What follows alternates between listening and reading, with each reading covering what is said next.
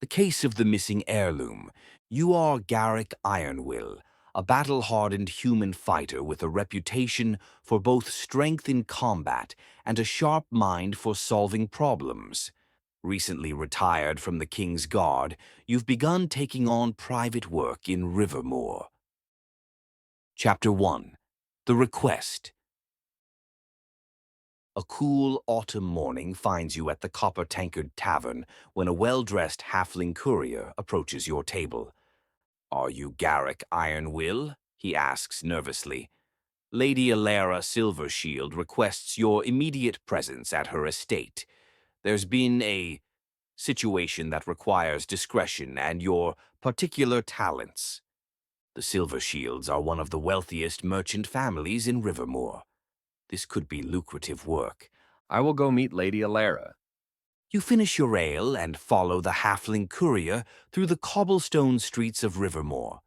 The town is bustling with morning activity as merchants open their shops and fishermen bring in their early catches from the river. After a brisk 15-minute walk, you arrive at the Silvershield estate, an impressive stone mansion surrounded by manicured gardens and a decorative iron fence. Guards at the gate recognize the courier and let you pass. Inside, you're led through a grand foyer with marble floors and tapestries depicting naval battles and trade voyages, the source of the family's wealth. The courier brings you to a lavish study where Lady Alara Silvershield, a stern-looking human woman in her 50s, with graying hair pulled into a tight bun, waits behind a mahogany desk. "Thank you for coming so quickly, Mr. Ironwill," she says, dismissing the courier with a wave. "I've heard you're a man who can solve problems discreetly." She stands and walks to a display case that now sits empty, except for a velvet cushion. "Last night, my family's most prized possession was stolen. The Silvershield amulet. It's been in our family for 7 generations and is said to have magical properties, though I've never witnessed any myself. More importantly, it's the symbol of our family's status in this town." Lady Alara's expression darkens. The curious thing is that the guards saw no intruders. The windows and doors remained locked, and only 3 people were in the mansion last night. Myself, my son Darian, and our housemaid Meredith. She returns to her desk. "I'll pay you 200 gold pieces if you can recover the amulet by sundown today. Will you help us?" What would you like to do or ask? I'd be happy to help. Is there any leads you can think of? Lady Alara sighs and taps her fingers on the desk. "That's just it. I'm at a loss. The amulet has been securely displayed in this room for decades. I checked it before retiring to bed last night, as I always do. She thinks for a moment. There are a few curious details, however. My son Darian was entertaining a guest yesterday afternoon, a collector of rare artifacts named Voss. They spoke at length about our family heirlooms, but Voss left well before dinner. She stands and walks toward the window. Meredith, our housemaid, has been acting strangely the past few days, more jumpy than usual. She's worked for us for 15 years and I trust her implicitly, but... Her voice trails off. "Oh, and this morning I found this near the display case." She hands you a small silver button with an unusual insignia, a crescent moon with a dagger through it. "I don't recognize it from any of our garments. Perhaps it's nothing, but it wasn't there yesterday." She looks at you expectantly. Where would you like to begin your investigation? Can I have the button? Maybe I can find out more about it. "Of course." Lady Alara says, placing the silver button in your palm. You examine it closely. The button is finely crafted, with the crescent moon and dagger insignia etched with precision. It's definitely not a common household item. This belongs to something expensive or custom-made. "You're welcome to speak with anyone in the household," Lady Alara adds. "Darian is likely in the gardens. He spends most mornings there. Meredith should be attending to the upstairs chambers. And feel free to examine the scene here as thoroughly as you wish." You pocket the button, feeling its weight. Your first clue in this mystery. Talk to the guards. You nod to Lady Alara. I'd like to speak with your guards first, if I may. Certainly. she says, ringing a small bell on her desk. The halfling courier reappears. Please show Mr. Ironwill to Captain Thorne. The courier leads you outside to the gatehouse where you find a weathered human man with a salt and pepper beard, dressed in the blue and silver livery of the Silver Shield Household Guard. Captain Thorne, The courier announces. this is Garrick Ironwill, investigating the missing amulet on Lady Alara's behalf. Captain Thorne looks you up and down, his expression a mix of relief and wariness. Thank the gods someone's been brought in. The lady's been beside herself. When the courier leaves, Thorne lowers his voice. My guards and I have been over the grounds twice. No signs of forced entry, no footprints in the soft soil beneath the windows, nothing disturbed on the roof. Whoever took that amulet either walked through walls or was already inside.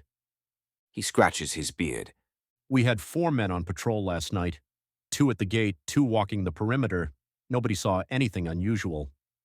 The only visitors yesterday were Lord Darien's guest in the afternoon, a fancy fellow named Voss, and the weekly delivery from the apothecary for Lady Alara's sleeping draught. What would you like to ask, Captain Thorne? Describe Voss. Captain Thorne frowns, recalling the visitor. Voss? Odd fellow, tall, thin as a rake with these long, delicate fingers. Always dressed too fancy for my taste. Yesterday he wore this deep purple coat with silver embroidery.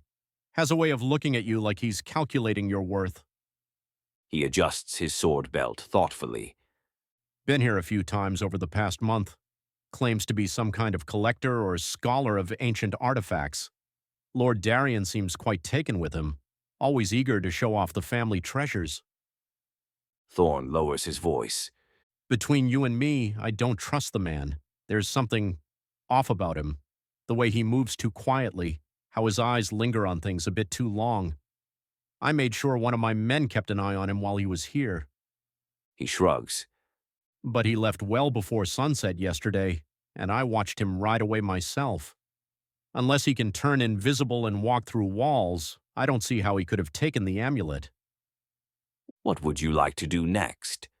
Did his fancy outfit have silver buttons? Captain Thorne's eyes widen at your question. Good eye, Ironwill. Yes, indeed it did. Silver buttons all down the front of that purple coat of his, he recalls, rubbing his chin thoughtfully. Rather ornate things, too.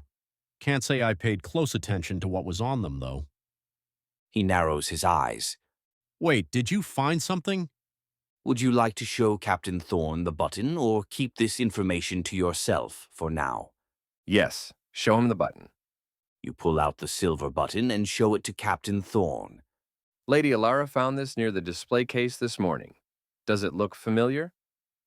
Thorne takes the button, examining it carefully. His eyes widen in recognition. By the gods, yes. This looks exactly like the buttons on Voss's coat, that crescent moon and dagger design. I remember thinking it was an unusual symbol. He hands the button back to you. But as I said, I watched him leave myself yesterday afternoon. The amulet was still in place at dinner, according to Lady Alara. He scratches his head. Though, now that I think about it, one of my men mentioned seeing a hooded figure near the edge of the property late last night. Thought it was just a shadow cast by the moon, but maybe... Captain Thorne straightens up. You should talk to Giles. He was on the North Wall patrol last night. He's probably in the barracks around the side of the house right now. What would you like to do next?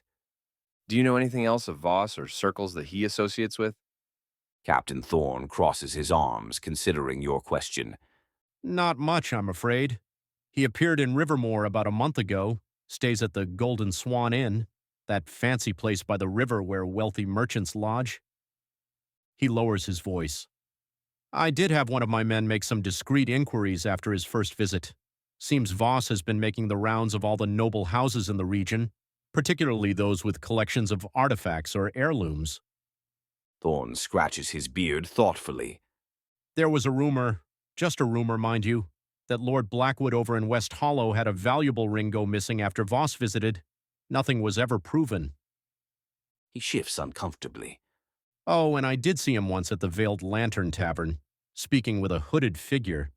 That place is known to cater to less savory types, smugglers, fencemen, that sort.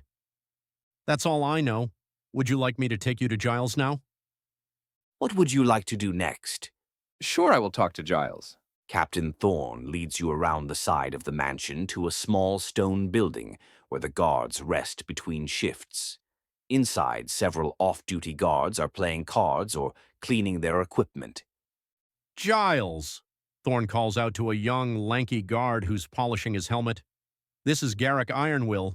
He's looking into the missing amulet. Tell him what you saw last night. Giles sets down his helmet and stands at attention. He looks nervous, fidgeting with his hands. Well, sir, I was patrolling the north wall around midnight. It was clear, with a bright moon. I thought I saw something move near the old oak tree at the edge of the property. He hesitates. At first I thought it was just shadows, but then I glimpsed what looked like a figure in a dark cloak. When I moved closer to investigate, it was gone. I searched the area, but found nothing. Giles looks down. I didn't report it officially because I wasn't certain, and I didn't want to raise an alarm over nothing. The captain has been strict about false alarms lately.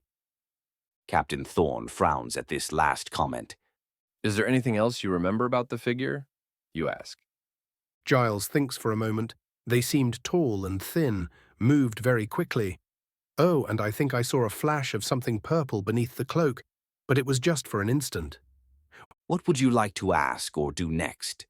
Show me the spot you saw the figure. Certainly, Giles says, setting aside his polishing cloth. Follow me. Captain Thorne nods. I have duties to attend to, but Giles can show you the spot. Report back if you find anything significant. Giles leads you outside and around the perimeter of the Silver Shield estate. You walk past manicured gardens until you reach the northern wall, where the cultivated grounds give way to a more natural wooded area. There, sir, Giles points to a massive oak tree standing about 20 paces from the wall. I was standing up there on the wall walk when I spotted movement by that tree. You approach the ancient oak, its sprawling branches casting dappled shadows on the ground. As you get closer, you notice something. The ground around the tree shows subtle signs of disturbance, a broken twig, some displaced leaves, and what appears to be a partial footprint in a patch of soft earth.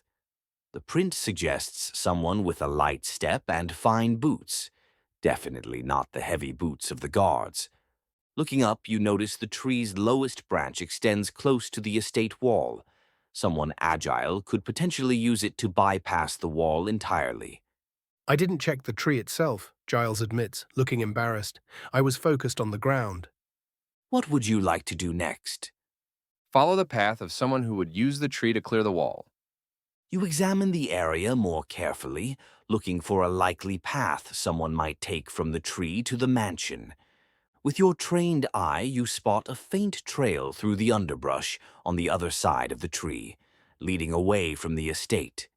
Occasional broken twigs and disturbed leaves suggest someone moved through here recently, trying to be stealthy but leaving subtle signs. I'll follow this. You tell Giles. Return to your post, but say nothing of this yet. The guard nods and heads back to the estate while you track the trail. It winds through a small wooded area before emerging near a narrow path that appears to lead toward town. About 50 yards down this path, something glimmers in the morning sun, catching your eye. You discover a small piece of torn purple fabric snagged on a thorny bush. The material is fine silk with silver thread embroidery, clearly from expensive clothing, similar to what Captain Thorne described Voss wearing. The path continues toward Rivermoor, specifically in the direction of the Riverside District, where the Golden Swan Inn and the Veiled Lantern Tavern are located. What would you like to do next? Go to the Golden Swan Inn. You pocket the piece of purple fabric and head back into town, making your way to the Riverside District. The path from the Silver Shield estate connects with the main road, and soon you're walking among the busy streets of Rivermoor again. The Golden Swan Inn stands in stark contrast to the humble copper tankard where you started your day. This three-story establishment boasts ornate woodwork, large windows with actual glass, and a gleaming golden swan sign hanging above its polished oak doors. The sound of a harpist drifts from within. Inside, the common room is tastefully decorated with plush seating, fine tapestries, and well-dressed patrons enjoying wine rather than ale. A smiling hostess approaches you. Welcome to the Golden Swan. She says, giving your weathered fighter's attire a quick once-over. How may I assist you today? What would you like to say or do? Ask her if he knows anyone willing to buy magical items discreetly. The hostess's pleasant smile falters slightly as you ask your question. She glances around nervously to ensure no other guests are listening. Sir, she says in a hushed tone, the Golden Swan prides itself on being a respectable establishment. I'm afraid I don't know what you're implying, but we don't engage in or facilitate any questionable transactions. She studies your face more carefully now, her demeanor becoming more guarded. If you're looking for a room, we'd be happy to accommodate you. If you're looking for something else, she pauses meaningfully.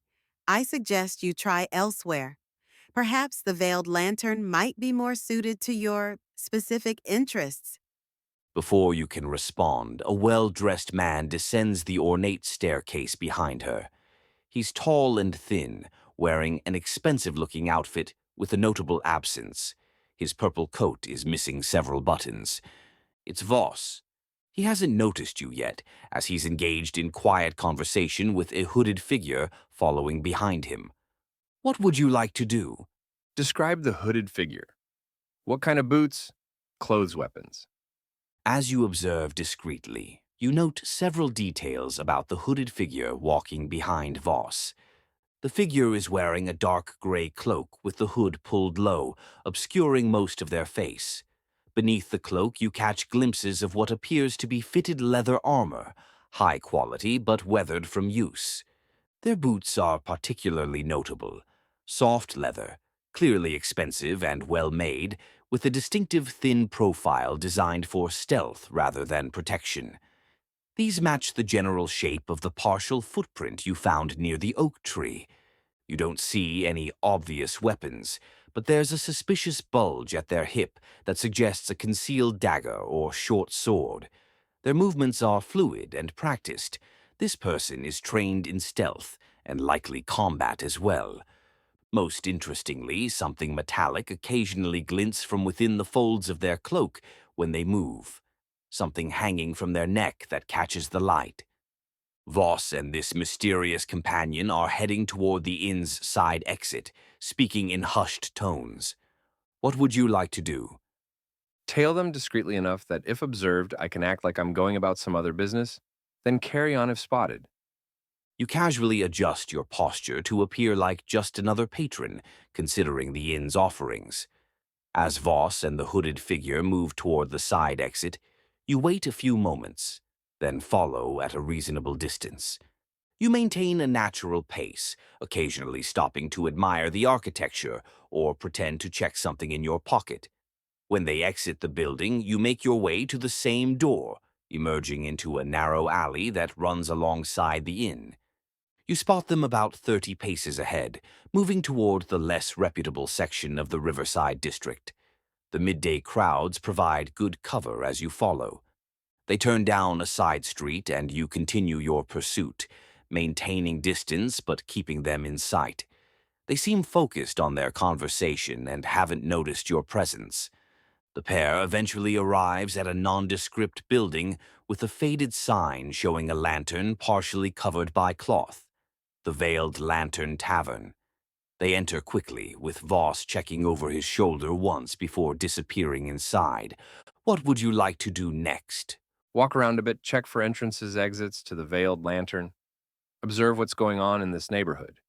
You take your time circling the building, appearing as though you're simply exploring the neighborhood.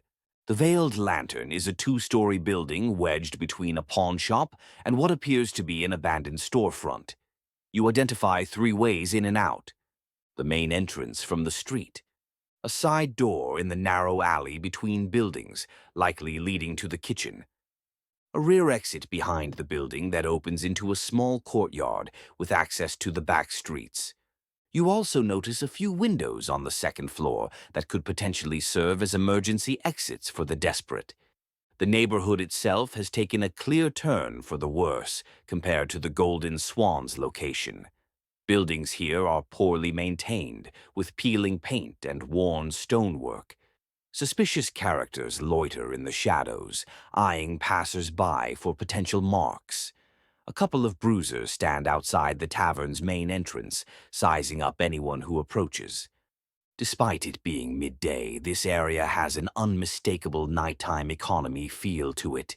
You spot what appears to be a discreet exchange of goods between 2 cloaked figures down an alley, and a nervous-looking merchant hurrying away from one of the buildings, clutching a small package.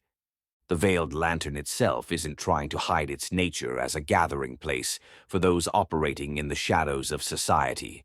Thieves, smugglers, fencemen, and mercenaries looking for less than honorable work. What would you like to do next? Tail the merchant back to his shop. You decide to follow the nervous merchant, curious about his connection to this place.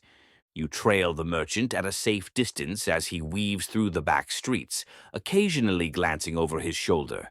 He's a middle-aged man with a receding hairline, dressed in modest but respectable attire, not the usual patron of the Veiled Lantern. After about 10 minutes, he arrives at a small shop on a more reputable street. The sign above reads, Garraway's Apothecary, with painted images of herbs and vials. This catches your attention immediately. Captain Thorne mentioned that Lady Alara receives weekly deliveries from an apothecary for her sleeping draught. The merchant unlocks his shop and hurriedly enters, closing the door behind him and flipping the sign to Open. What would you like to do next? Enter. You straighten your clothing and enter the apothecary shop. A small bell chimes as you push open the door. Inside, the space is filled with the mingled scents of various herbs, potions, and medicinal ingredients. Shelves line the walls, packed with labeled jars, bottles, and dried plant bundles. A counter runs along the back wall, behind which the nervous merchant is hurriedly stowing the small package in a drawer. He looks up with a start when you enter, his hands fumbling slightly. "Good day to you, sir," he says, forcing a smile that doesn't reach his eyes. "Welcome to Garraway's Apothecary. I'm Elias Garraway. How might I assist you today? A remedy for aches and pains? A tonic for vigor? Perhaps something to help with sleep?" His mention of sleep remedies seems a bit too pointed, and he keeps glancing at the drawer where he placed the package. What would you like to say or do? Tell him sit his ass down and go see what's in the drawer. Your patience gone, you stride forward with purpose, your hand resting on the pommel of your sword. Sit your ass down, Garraway, you command, your voice carrying the authority of your years. In the King's Guard. Now. The apothecary's face drains of color. He stumbles backward, nearly tripping over his stool before sitting down hard. "Please," he stammers, raising his trembling hands. "I'm just a simple merchant. I have coin in the register if that's what you want." Keeping an eye on him, you move behind the counter and pull open the drawer. Inside, you find the small package he was so nervous about, a leather pouch tied with string. Opening it carefully, you discover a collection of unusual herbs and powders that don't appear to be standard medicinal ingredients. There's also a small folded note. You open it to find a message written in a neat, precise hand. Final payment delivered. Sleep draft with added ingredients as requested. Effects guaranteed. Remember our agreement. Complete discretion or consequences. V. What would you like to do or say next? You better start explaining to use intimidation. You toss the note onto the counter in front of the trembling apothecary. You better start explaining, you growl, looming over him. And don't think about lying to me. Garraway's face turns ashen. He's completely terrified now, glancing between you, the note, and the door, as if calculating his chances of escape. He quickly realizes he has none. Please, he whimpers. I had no choice. Voss threatened my family. He slumps in defeat. It started a month ago. Voss came to my shop asking about potent sleeping drafts. He knew I supplied Lady Alara's medicine and he paid me to modify her regular draft. Nothing harmful, he adds quickly. Just stronger. Enough to ensure she wouldn't wake during the night. He wipes sweat from his brow. Last week, he returned with a cloaked associate, a woman who works for the Shadowhand Guild. They wanted something specific for last night's delivery.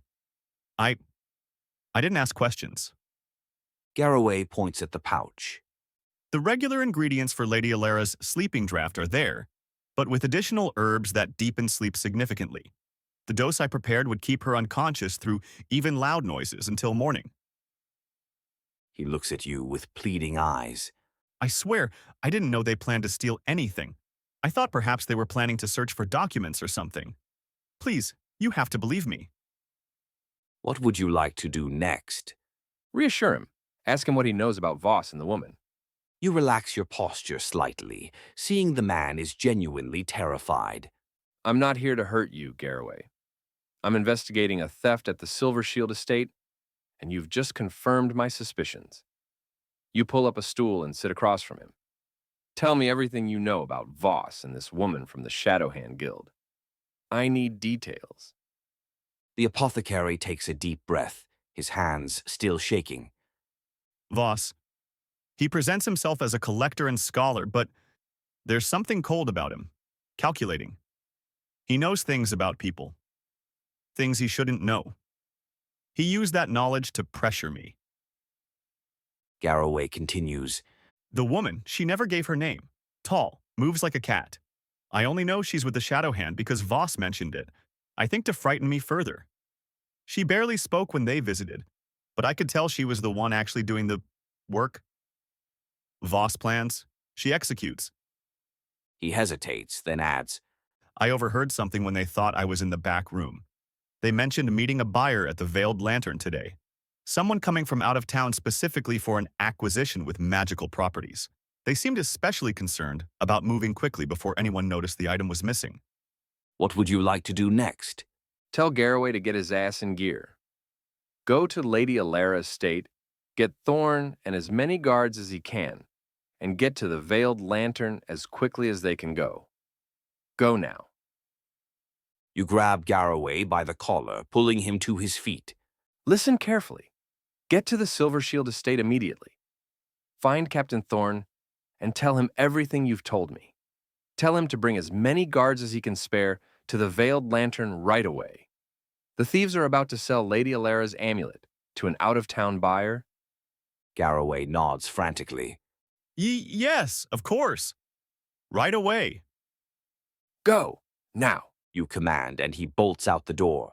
You turn and quickly make your way back to the Veiled Lantern. Time is of the essence.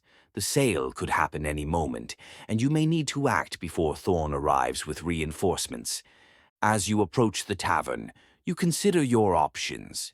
The front entrance is guarded by thugs who might recognize you as not belonging. The side or back entrance might offer a more discreet way in. What would you like to do? Go to the Veiled Lantern and get a drink. You decide a direct approach might be best, hiding in plain sight. You adjust your sword belt, adopt a casual but confident demeanor, and head straight for the front entrance of the Veiled Lantern. The two bruisers at the door eye you suspiciously as you approach. You give them a curt nod like someone who belongs, someone who's been here before. They exchange a glance but make no move to stop you as you push through the door. Inside, the Veiled Lantern is dimly lit, with smoke hanging in the air and the scent of cheap ale and cheaper perfume. Unlike the Golden Swan, this tavern caters to those who prefer shadows to sunlight. Small tables are occupied by folks engaged in hushed conversations, many with hoods drawn or hats pulled low. You spot a vacant seat at the bar and make your way over, ordering a drink with a silver coin slid across the counter. The barkeep, a burly man with a scarred face, pours something amber-colored into a questionably clean mug.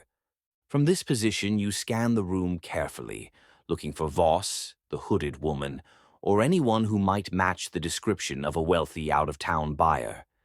In the far corner of the tavern, partially concealed behind a wooden screen, you spot Voss sitting at a table with the hooded woman. They appear to be waiting for someone, occasionally glancing toward the door. On the table between them sits a small wooden box, just the right size to hold an amulet. What would you like to do next? Act as a normal sellsword in for a drink waiting around. You settle in at the bar, adopting the posture of a typical mercenary taking a break between jobs. You sip your drink slowly, keeping your attention on the room while appearing disinterested. The barkeep seems to accept your presence as just another hired sword looking for work or respite. As you wait, nursing your drink, the tavern door opens.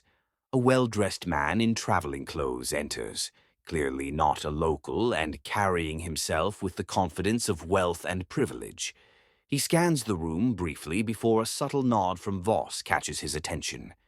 The newcomer makes his way to the corner table, where Voss stands to greet him with a deferential bow. The hooded woman remains seated, one hand resting protectively on the wooden box. You strain to hear their conversation over the ambient noise of the tavern. You catch fragments of their exchange. Journey was worthwhile. Authentic, I assure you. Magical properties as described. Agreed upon some. The buyer produces a heavy pouch that clinks with the unmistakable sound of gold coins. The hooded woman slides the wooden box toward him, but keeps her hand firmly upon it until the payment is placed on the table. What would you like to do next? Describe the buyer. The buyer is a man in his late 40s or early 50s, with a refined appearance that stands out starkly in this establishment. He has silver-streaked black hair pulled back in a short ponytail and a neatly trimmed goatee. His complexion suggests he's from somewhere further south, perhaps Southold or even the distant Sunspire Islands. He's dressed in rich traveling clothes, a deep burgundy doublet with gold threading over a white silk shirt and black trousers tucked into polished leather boots. A heavy traveling cloak is draped over his shoulders, fastened with an ornate golden clasp shaped like a sun. Unlike the other patrons, he wears his wealth openly. Several gold rings adorn his fingers, and a gold chain is visible at his neck. He carries himself with the easy confidence of someone accustomed to power and respect. At his hip is an elegant rapier with an ornate hilt, more decorative than practical, but you suspect he knows how to use it. His right hand bears a distinctive signet ring that he occasionally touches as he speaks with Voss. The man appears impatient to conclude their business, his eyes frequently darting to the wooden box containing what you believe is the Silver Shield amulet. What would you like to do next? Did he come in alone? Are there any bodyguards? You carefully scan the tavern again, looking for anyone who might be accompanying the wealthy buyer. The buyer didn't enter with anyone, but your trained eye notices two men sitting at separate tables near the entrance who seem to be watching the transaction from afar. They're dressed more plainly than their employer, but carry themselves with the alert posture of professional guards. One is a stocky man with a shaved head and a visible scar across his cheek, wearing a leather jerkin with a short sword at his hip. The other is taller and leaner, dressed in nondescript traveling clothes with a cloak that likely conceals weapons. They maintain a casual appearance, drinking and seemingly engaged in their own activities, but you notice their eyes consistently tracking their employer and occasionally scanning the room for threats. The meeting in the corner continues, with the buyer now inspecting the contents of the wooden box, while Voss speaks animatedly, likely explaining the value and properties of the amulet. What would you like to do next? How many other patrons in the bar? You scan the room to assess the overall situation. The Veiled Lantern has a moderate crowd for this time of day, about 15 patrons total, scattered throughout the tavern. 4 rough-looking dock workers sharing stories over cheap ale at a large table. A pair of hooded figures engaged in hushed conversation near the fireplace. A lone half-elf nursing a drink in the corner opposite Voss's meeting. 3 merchants, or perhaps smugglers, playing cards with stacks of coins between them. A roguish woman sharpening a dagger at the bar not far from you. The barkeep and a serving girl moving between tables. Besides these patrons, there's Voss, the hooded woman, the wealthy buyer, and his 2 disguised bodyguards, making 20 people total in the establishment. Most seem absorbed in their own business and unlikely to intervene in any conflict, though several appear armed and dangerous in their own right. The environment is tense but restrained, typical for an establishment that caters to those operating in legal gray areas. What would you like to do next? Go to the Rouge and pay her for a distraction. If she can include the buyer's bodyguards, all the better. You casually slide down the bar to position yourself next to the roguish woman sharpening her dagger. She glances up briefly, her eyes calculating as you approach. Fine blade, you comment quietly, sliding a stool closer. I wonder if you might be interested in earning some extra coin for a simple task. She continues sharpening, not looking up. I'm listening. I need a distraction. You murmur, sliding several gold coins across the bar toward her. Something to draw attention away from that corner meeting. If their bodyguards by the door get involved, all the better. The woman eyes the coins, then glances subtly toward Voss's table and the bodyguards. Lucky for you, I've had my eye on those 2 by the door. Been watching the boss a little too obviously. She pockets your coins with a fluid motion. Give me a minute to set things up. When the chaos starts, make your move quick. She stands, slipping her dagger into her belt, and casually walks toward the card game. She whispers something to one of the players, who nods slightly. Within moments, she's positioned herself near the table of dock workers, accidentally bumping into the largest one and spilling his drink. As he rises with a roar, she deftly plants something in the pocket of another worker. Thief! She shouts, pointing at the framed man. He's got your purse. The tavern erupts into chaos as accusations fly, and the dock workers surge to their feet. The bodyguards move immediately, drawing weapons and moving to protect their employer's exit path. What would you like to do in the midst of this distraction? What are Voss and the buyer doing? Where's the amulet?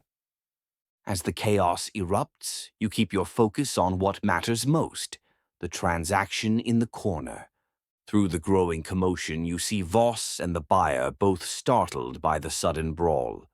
The wealthy buyer hastily grabs the wooden box, snapping it shut and clutching it tightly. He's turning to leave, looking to his bodyguards who are preoccupied with clearing a path through the fighting.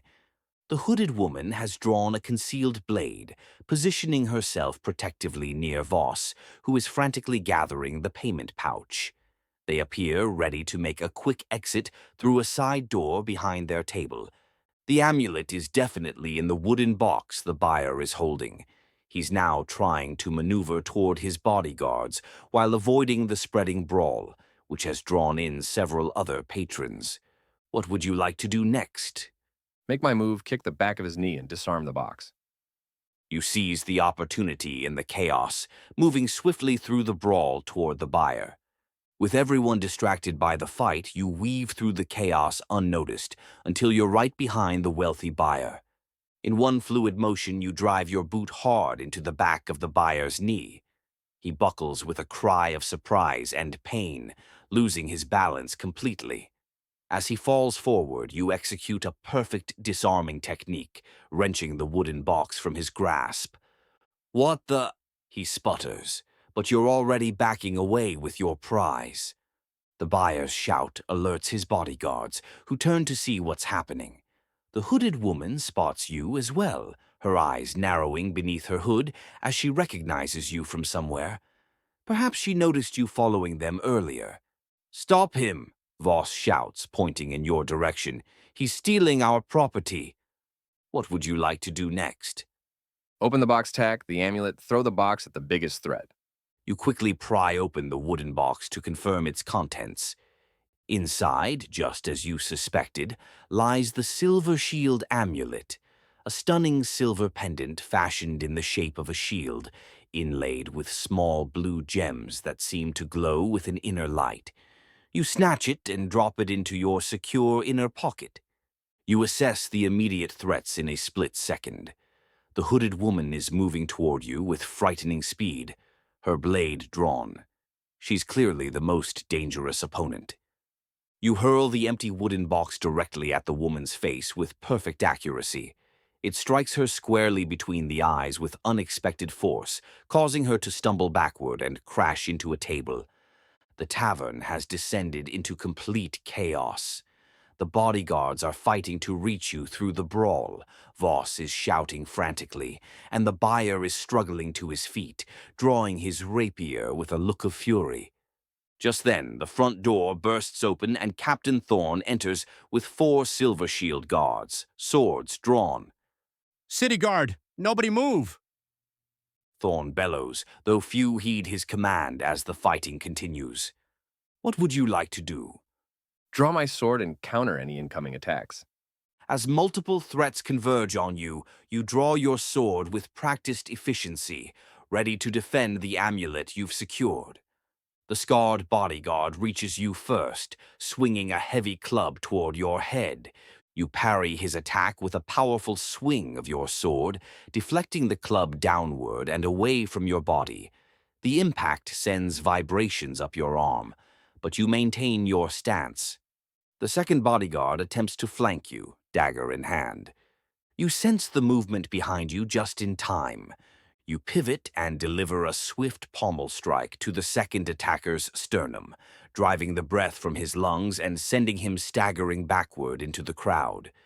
The wealthy buyer has regained his footing and approaches cautiously, his rapier glinting in the dim tavern light. "That amulet is worth a small fortune," he hisses. "Hand it over and walk away." Before you can respond, Captain Thorn and 2 guards push through the crowd toward you, while the other guards work to subdue the general brawl. Iron Will, Thorn calls out. Do you have it? What would you like to do next? Yes. Why do you think all these assholes are attacking me? Yes! You shout back to Thorn over the chaos. Why do you think all these assholes are attacking me? Captain Thorn and his guards form up around you, creating a defensive perimeter as the buyer and his remaining bodyguard reassess the situation. Surrender! Thorn commands, his sword pointed at the buyer. You're outnumbered and attempting to purchase stolen property. The wealthy buyer narrows his eyes, calculating his odds. The tavern has grown quieter as patrons realize actual city guards have arrived. Many are trying to slip away unnoticed. "This is a misunderstanding," the buyer says smoothly. "I was simply examining an antique offered for sale. I had no knowledge of its provenance." Meanwhile, you notice Voss trying to edge toward the side exit, while the hooded woman has disappeared entirely. Thorn! You call out. The man in purple by the side door, that's Voss. He orchestrated the theft. 2 guards immediately move to intercept Voss, who freezes like a cornered rat. With guards securing both Voss and the buyer, the situation is finally under control. You pull the Silver Shield amulet from your pocket, its blue gems catching the light. Mission accomplished, you tell Thorn with a satisfied smile. Epilogue. Back at the Silver Shield estate, Lady Alara receives the amulet with tears of gratitude. Garraway has confessed his role in providing the sleeping draft, though Lady Alara shows mercy given his cooperation. Captain Thorn reports that the hooded woman escaped, but confirms she was a known member of the Shadowhand Guild. Voss and the buyer face serious charges. The amulet truly does have magical properties, Lady Alara explains as she returns it to its display case. It's said to protect its owner's home from those with ill intent. Perhaps that's why they needed me deeply asleep to bypass its magic. She presents you with a heavy pouch of gold, your promised payment plus a bonus for the quick recovery. Garrick Ironwill, she says with genuine respect. Rivermore could use more people like you. Should you ever need anything from the Silvershield family, you need only ask. As you leave the estate, the setting sun casts long shadows across the town. Another mystery solved, another day's work complete. But in a place like Rivermore, you know there will always be another adventure waiting around the corner. The end. Well played. You successfully recovered the amulet and brought the thieves to justice. Your direct approach and quick thinking made this mystery a success. Would you like to play another adventure sometime?